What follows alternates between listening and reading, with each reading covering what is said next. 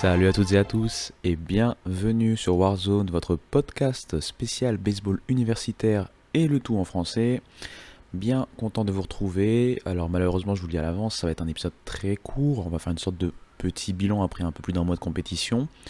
Je vais vous expliquer pourquoi juste après l'intro. Avant de commencer, bien sûr, l'instant promo, vous pouvez retrouver ce très court épisode et tous les épisodes précédents, alors que la police passe et qu'on l'entend très bien. Vous pouvez retrouver donc tout ça sur vos plateformes d'écoute préférées, ainsi que sur YouTube. Et de même, le Homera, vous me retrouvez sur tous les réseaux sociaux. La saison d'ailleurs MLB va bientôt reprendre, donc j'imagine que ceux qui écoutent sont des fans de MLB. La NPB aussi va reprendre, la KBO, toutes ces ligues un peu vont reprendre. Et n'hésitez pas, allez continuer et allez suivre, hein, bien sûr, The Strikeout, à coup sûr, pour tout ce qui est MLB également. Bien sûr, vous allez avoir des matchs sur Bein, etc., etc. Donc je pense que personnellement, j'ai l'impression qu'il y a quand même une certaine effervescence, hein, une attente déjà de base, mais surtout en termes de public francophone et français. D'autant plus, je vois aussi pas mal de comptes popés, ils sont là depuis un moment, mais de comptes popés au niveau baseball français, hein, les comptes des clubs, notamment sur Instagram. Donc n'hésitez pas un peu à suivre un peu tout ça. On va y aller, hein, sans plus tarder. Allez, c'est parti.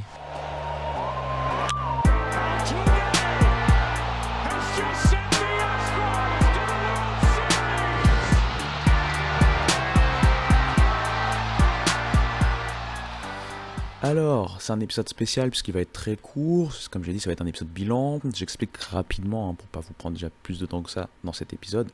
Tout simplement, il y a plusieurs choses qui arrivent. Il y a déjà la March Madness qui commence là au moment où j'enregistre. Et donc ça va être quelque chose qui va me prendre pas mal de temps. Au-delà bien sûr des obligations, on va dire, professionnelles et privées bien entendu. Et puis je dois me déplacer là pour le boulot et faire pas mal de travail annexe. Donc ça va me prendre encore plus de temps. Déjà que là, au moment où j'enregistre, je me suis mis dans là, c'est pas ça un phone booth. C'est comme les cabines téléphoniques quelque part, mais en fait c'est au boulot. Donc si vous voulez, en fait j'ai cette cabine qui m'isole un peu des autres, mais l'isolation n'est pas ouf. Par exemple là, on a pu entendre la police. En tout cas moi j'ai pu l'entendre. Je sais pas pour vous si vous l'avez entendu. Mais voilà, j'enregistre donc cet épisode vraiment en coup de vent. Afin de vous proposer quand même quelque chose. Ce que je vais essayer de faire, alors je préfère l'annoncer maintenant même si c'est pas sûr que ça arrive, mais ce que je vais essayer de faire, c'est de pouvoir faire aussi un bilan joueur, mais cette fois-ci en format court. Ça veut dire que ça va être certainement des mini formats entre guillemets vidéo, ça va être juste moi qui vais parler peut-être quelques images pour agrémenter le tout, mais pour parler un peu des prospects pour la draft 2025, les meilleurs prospects en tout cas à l'orée de la saison et qu'est-ce qu'ils deviennent après un mois de compétition. Vous verrez que pour certains c'est compliqué, pour d'autres ils réémergent, donc c'est très intéressant. Et donc voilà, on peut commencer cet épisode alors que justement l'épisode aurait pu être très intéressant en termes de quantité, puisque là ça y est, on a vraiment eu la saison régulière de conférences qui a repris pour toutes les conférences. Il nous restait notamment en termes de grosses conférences à avoir les débuts de la Big 12 et surtout de la SEC.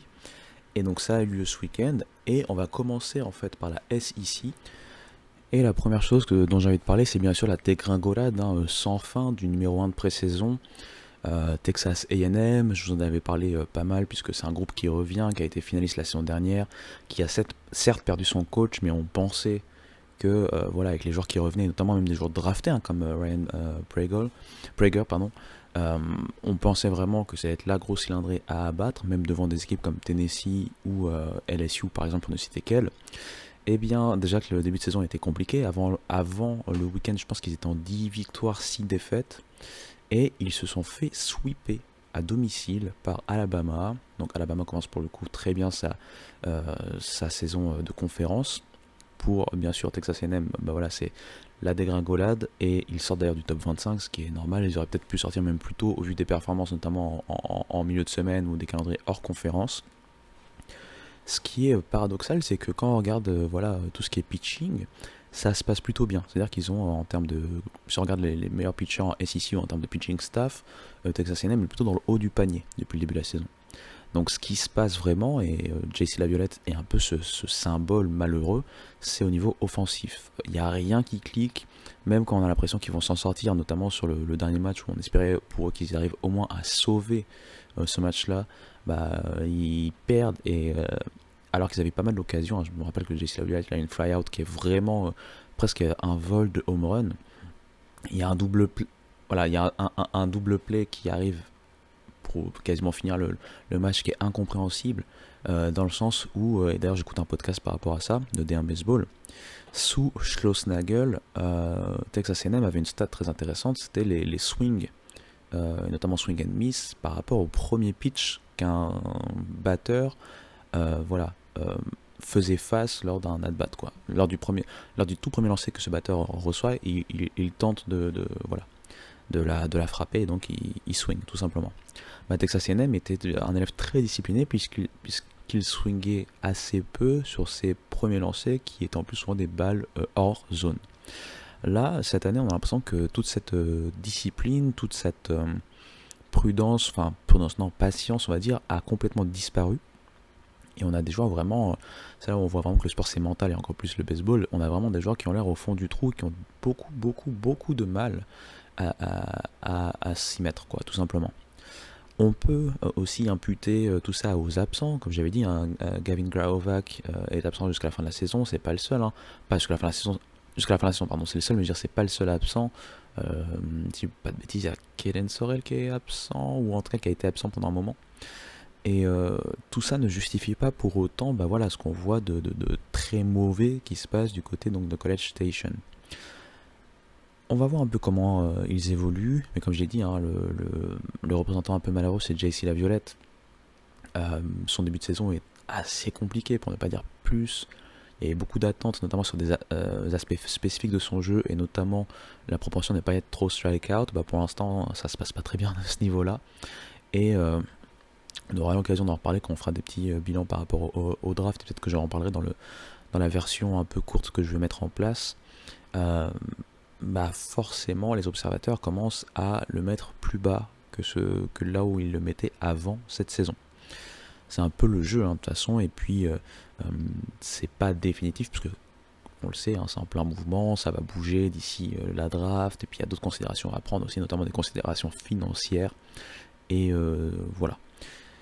Texas A&M donc commence très mal, au contraire Alabama commence très bien, et un des signes positifs pour Alabama c'est que il y avait un match, j'ai pas tout vu mais j'ai vu un bout, alors c'était le deuxième match je pense.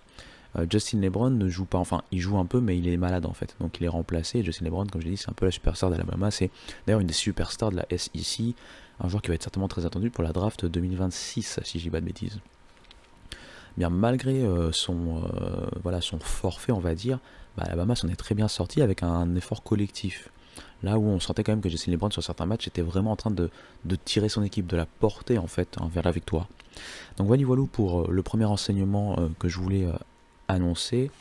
L'autre gros enseignement, c'est que le champion sortant pour le coup ne subit pas pour l'instant la malédiction des champions sortants de SEC ces dernières années, puisque Tennessee, au moment où j'enregistre c'est fini, mais ils ont sweep Florida, et donc ce que j'allais dire c'est que au moment où ils ont sweep Florida, donc ils étaient toujours invaincus, ils étaient en 20 victoires, 0 défaites. Ce sweep en fait est assez marrant parce qu'il montre en fait justement les qualités contraires un peu de Texas A&M. Ça veut dire que quand on voit le sweep, et notamment je pense qu'il y avait un shutout de 10-0, un truc comme ça, on se dit que ils n'ont pas eu de problème face à Florida. Mais quand on regarde des matchs, parce que pour le coup là j'ai vu un peu plus de matchs, j'ai pas vu les matchs en entier à chaque fois, mais j'ai vu un peu plus des match-up, donc notamment Tennessee-Florida. Ce qu'on peut noter, c'est que le match, chaque match peut basculer en faveur de Florida à plusieurs moments. Et au final, Tennessee s'en sort. Et on voit justement cet aspect mental très important. On a l'impression que c'est un groupe qui, malgré les amputations, on va dire, de joueurs soit seniors, soit qui ont été draftés comme Christian Moore, Blake Burke et compagnie, eh bien, on a l'impression que ce titre ne les pèse pas, enfin ne leur pèse pas sur les épaules, si je puis me permettre. Et au contraire, ça leur pousse des ailes, ça leur fait pousser des ailes, et notamment par rapport aux joueurs qui étaient plus jeunes la saison dernière, qui avaient peut-être moins de responsabilités et qui maintenant en ont. Ce qui est intéressant déjà, c'est que le pitching staff est toujours très très très bon. C'est pas le meilleur, mais il est très bon. Et après, l'offense, elle est incandescente pour l'instant. Alors est-ce qu'ils vont redescendre leur nuage à un moment ou à un autre? En termes de baseball, ça serait pas incroyable de voir cela arriver, ça fait partie du sport, et de ce sport en particulier. Mais c'est comme s'ils ont des réponses à tout en fait. Donc très intéressant ce que fait Tennessee. Florida aussi, ils ont quand même quelques blessés très importants, comme Kate Kurland par exemple, pour ne citer que lui. Et on sent aussi que les blessés manquent à Florida, malgré le fait que, comme je l'ai dit, ils peuvent très bien... Enfin voilà, ça se joue à pas grand chose. C'est-à-dire qu'entre guillemets, ils auraient pu se retrouver en gagnant la série 2-1 par exemple. Ça aurait pas été complètement déconnant ou complètement surprenant quand on voit les matchs en fait. Un dernier match dont j'ai envie de parler avant de quitter la SEC, qui m'a beaucoup intéressé, euh, c'était justement l'entrée en liste de Texas. Texas se retrouvait donc du côté de Starkville, puisqu'ils y affrontaient là-bas Mississippi State. Texas c'était un peu comment on peut faire ça, leur baptême de feu. Et en fait ça s'est très très bien passé pour eux. Ils ont gagné en fait, ils ont sweepé un Mississippi State à Mississippi State. Et donc ils ont gagné 3-0. Et ce qui est intéressant, c'est qu'il n'y a pas un seul joueur qui se détache. C'est vraiment un effort collectif. Et encore une fois, quand on dit que les coachs ont vraiment une valeur ajoutée, bah regardez Texas A&M. Ça reste un début de saison, donc on espère qu'ils vont se redresser, mais regardez un peu les difficultés en ce moment. Et regardez de l'autre côté Texas qui, alors qu'on imagine une saison quelque part de transition, malgré quand même qu'il y a du talent, on va pas non plus les plaindre, hein. C'est une équipe qui a toujours su avoir du talent année après année. Mais avec Schlossnagel, bah, tout se passe bien, et donc voilà, c'est la preuve qu'un grand coach est capable quand même de s'adapter à n'importe quelle situation. En tout cas, pour l'instant, c'est le cas. Je pense qu'au global, au moment où Georgie, ils sont en 17 victoires, 2 défaites, et la deuxième défaite vient d'arriver là sur ces midweek. Des midweek d'ailleurs, petit aparté, les midweek de cette semaine ont été complètement March Madness-esque, si je puis me permettre. C'est-à-dire qu'il y a eu quasiment que des upsets. Tennessee a subi sa première défaite, c'était justement contre Eastern Tennessee State, l'ancienne fac de Léo Gimignan. Texas, je sais plus contre qui ils ont perdu, mais en gros toutes les équipes SEC, ou quasiment toutes, ont perdu en midweek. Voilà, on va voir un peu plus ce que va pouvoir faire des équipes comme Texas A&M pour rebondir, sachant que Texas A&M se rend du côté de Vanderbilt. Vanderbilt, je pense qu'ils ont perdu la série du côté d'Auburn, mais ils ont quand même montré qu'ils sont toujours sérieux, et ils peuvent toujours être... On doit toujours compter sur cette équipe. Et donc ça va être intéressant de voir comment Texas A&M est capable du côté de Nashville de se remettre à l'endroit.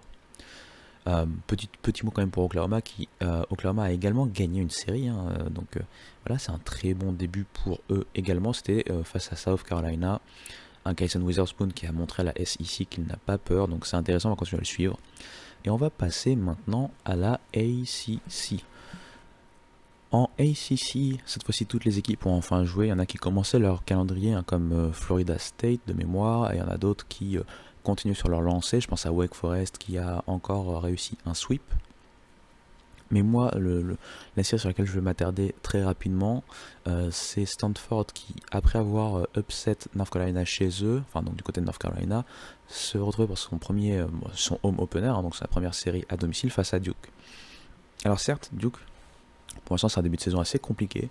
On va un peu surveiller, de voir comment ils arrivent à se remettre eux aussi à l'endroit.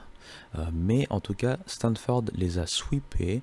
Et à noter, c'est ce dont je voulais parler rapidement, parce que moi, je suis à fond sur Intaro Sasaki, peut-être comme pas mal d'entre vous.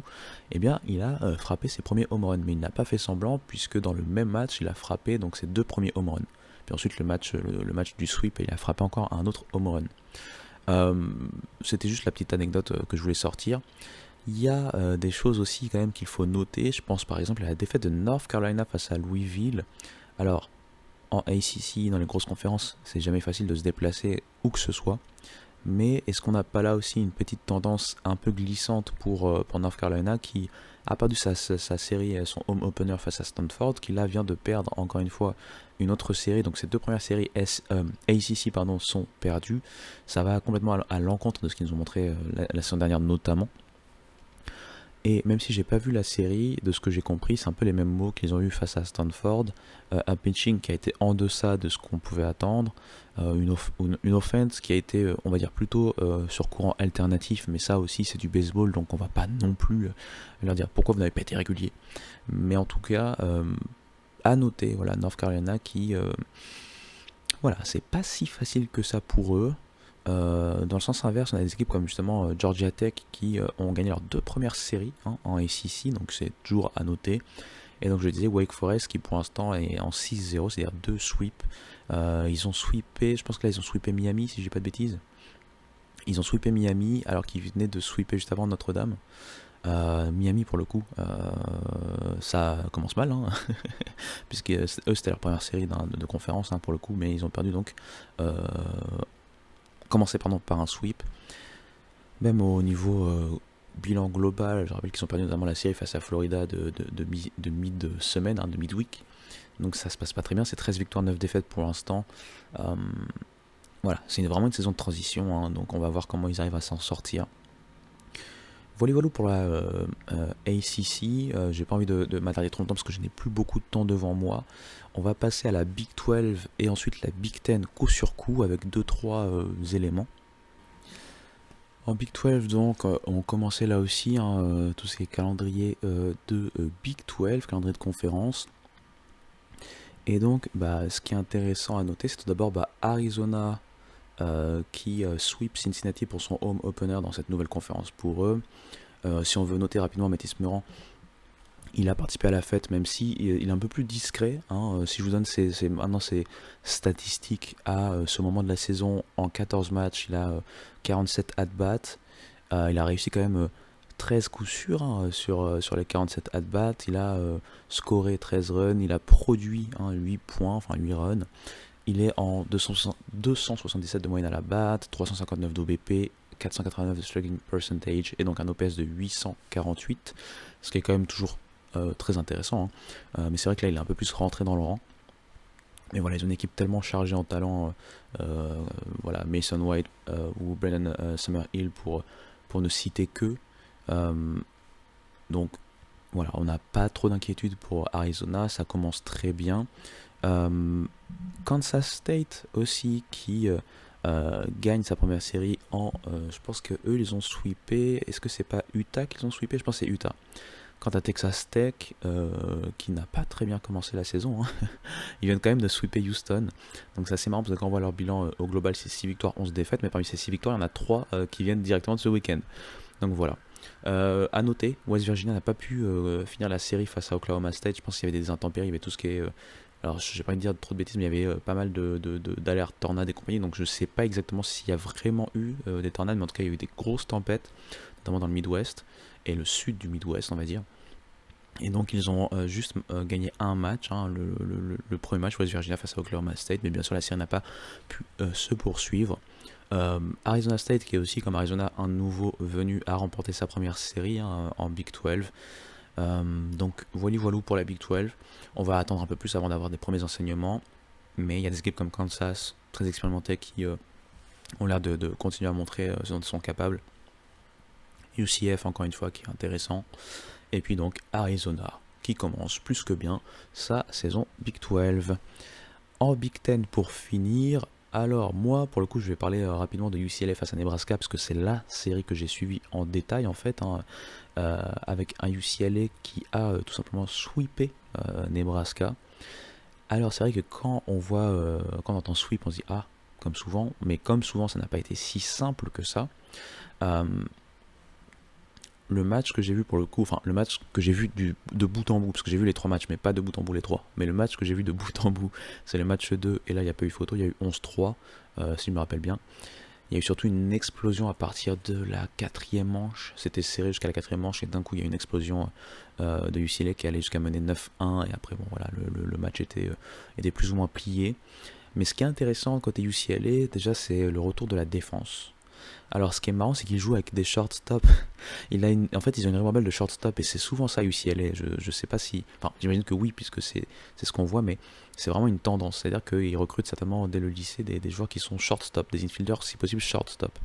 En première base il y avait un shortstop, en deuxième base un shortstop, un shortstop pour le coup. En troisième base je me demande même s'ils n'avaient pas aussi un shortstop.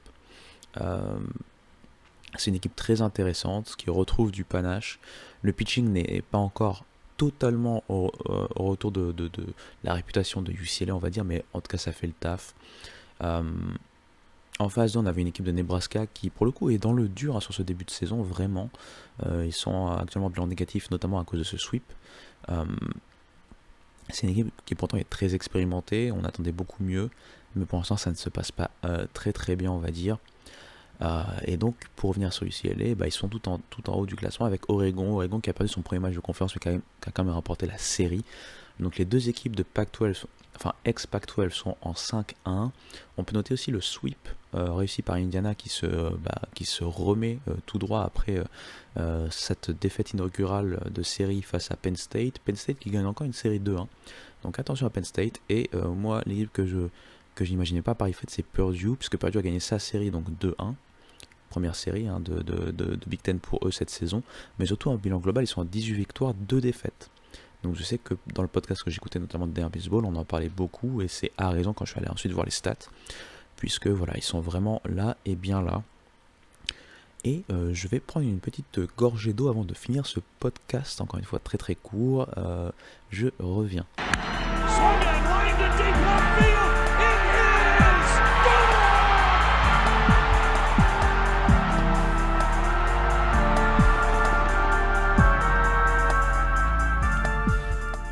Pour cette dernière partie qui va être assez rapide elle également, je voulais juste du coup revenir un peu sur les choses qui m'ont marqué, les choses qui pour l'instant ne me surprennent pas, les choses que j'ai envie de voir, et puis je pense que ça va être là une bonne façon de terminer cet épisode.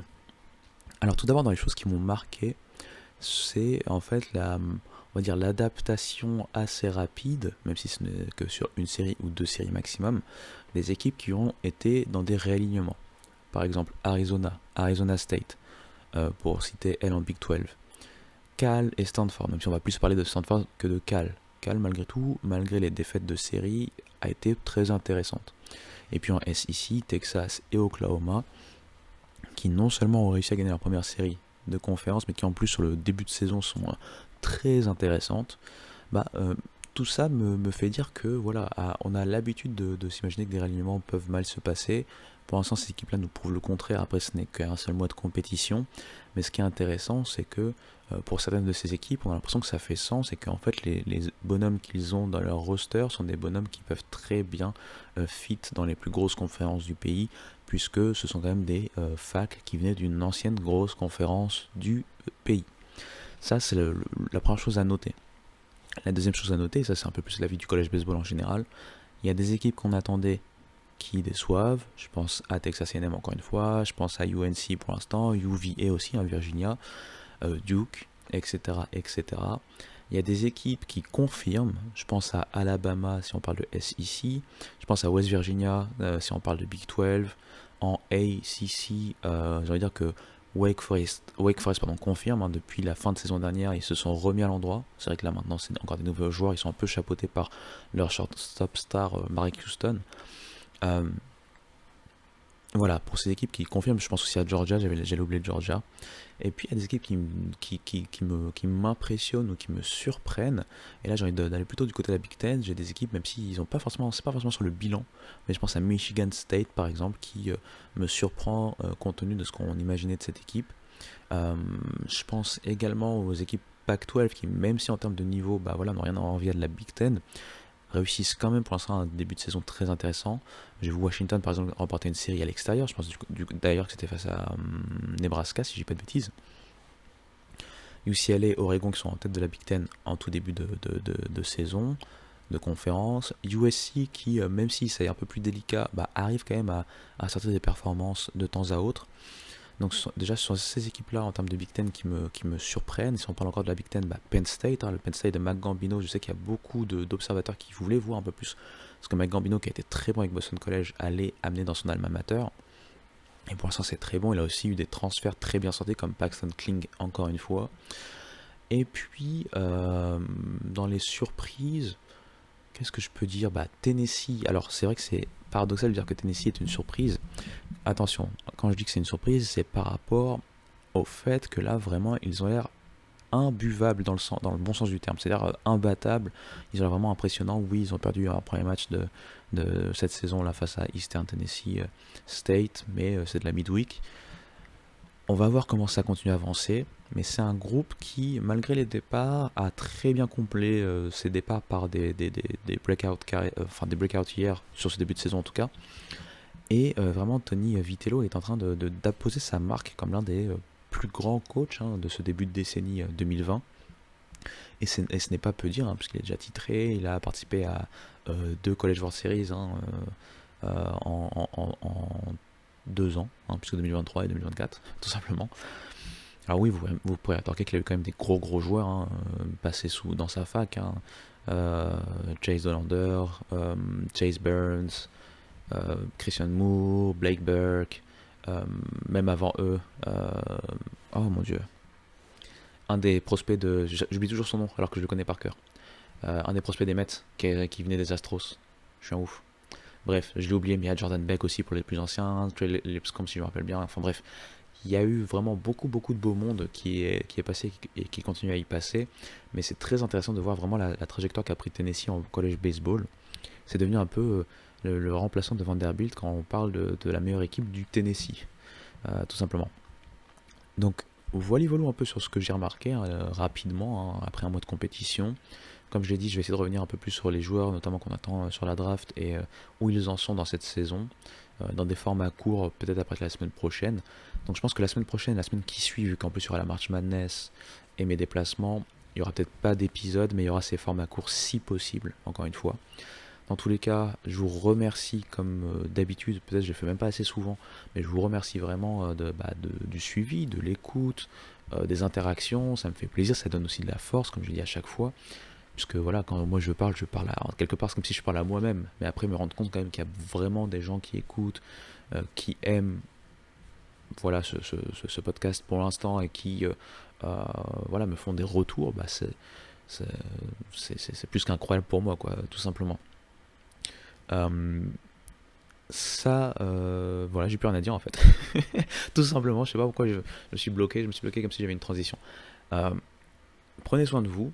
On se voit très bientôt, même s'il y a peut-être un petit hiatus de 1 à 2 semaines dans ce podcast, mais vous allez me retrouver très rapidement. Et le Homera sera toujours présent, ne vous inquiétez pas. Allez, ciao.